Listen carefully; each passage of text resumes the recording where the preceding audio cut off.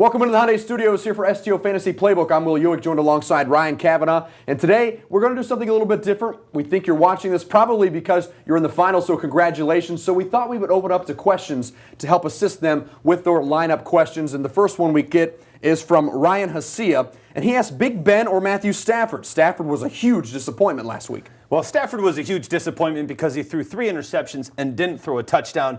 He's not working with much. He's got Calvin Johnson, but Burleson's out, Titus Young is out, Ryan Broyles is out, Brandon Pettigrew is out. He's got a makeshift group of wide receivers, but Calvin Johnson is chasing Jerry Rice's record. That being said, I'm going with Big Ben. 2 weeks off injury, 3 touchdowns and 2 touchdowns last week. Big Ben brings a lot of consistency. Ryan, I'm going to agree with you on Big Ben here. And the reason why is Stafford, as you said, has been struggling. 3 interceptions last week. Big Ben comes back, 2 touchdowns last week, 339 yards. And also the matchup. They're playing Cincinnati. Stafford goes against an Atlanta defense that really shut down Eli Manning, Super Bowl MVP Eli Manning last week. So I really think Big Ben's the safer play. And we keep talking about we want safe. When you're in the playoffs, you don't want to get these 3s and 4s from a quarterback. I think Stafford has that potential. Big Ben doesn't. Yeah, and Ryan, thank you for your question. Ryan, I have a question for you. We're both here because we're in the finals.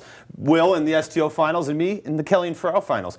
I have Big Ben and I have RG3. Big Ben got me past small baby child last week, but recycled steel in the finals. I'm leaving up to you, Will. Which guy do I start? That may be a coin flip question there for me. It's really tough when you talk about somebody coming off of injury because you never know where they're going to be. RG3, I think I lean that way, but I'm monitoring him every single day to see what he does in practice, what he participates in, how he looks, and what they're saying as far as what Shanahan's saying, because RG3 is that type of talent where he gives you the rushing yards. And that also brings up an interesting point. It depends on how your league is scored.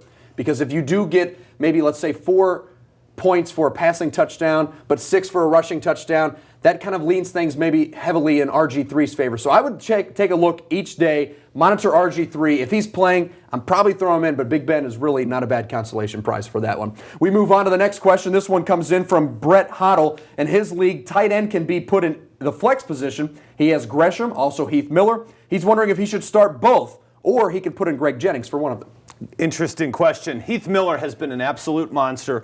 Gresham's put up big numbers. And Greg Jennings, only 19 targets in the last 3 weeks since he's come back. That being said, for me, the deciding factor is the defense. And Cincinnati's playing the #1 pass defense of the Pittsburgh Steelers.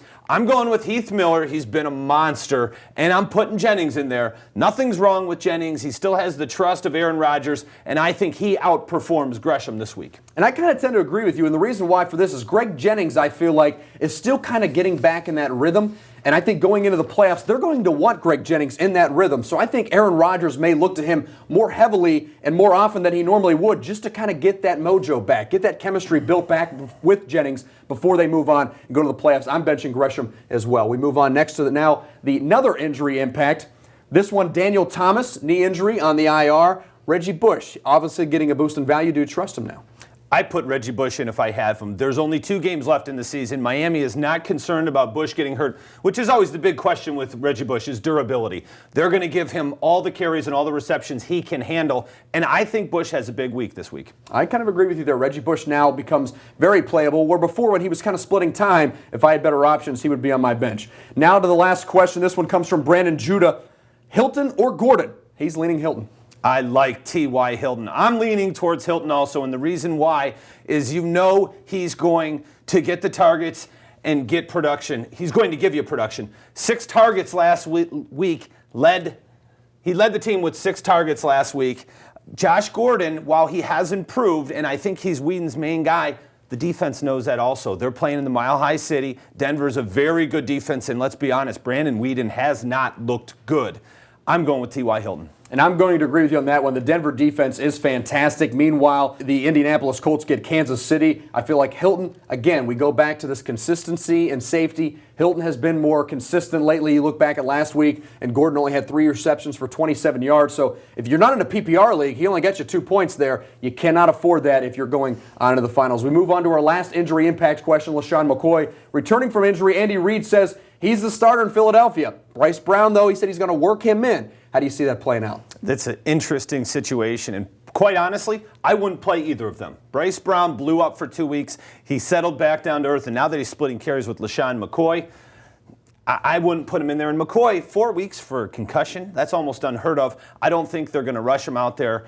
Tough matchup against Washington, but if I have better options, neither of those guys are playing for me. Well, that's very interesting, but I think it really depends on how you define better options. I think LaShawn McCoy is somebody that I'm really itching to get in my lineup if it's the fantasy season on the line, you're in the championship. I don't play Bryce Brown. I agree with you there. He really hasn't done much the last few weeks. But LaShawn McCoy, again, in an RG3 type thing, I'm really monitoring what level he participated in practice at each day. And if he seems to 100%, I think I may take a chance on that because you got to win, you got to put up points. Absolutely.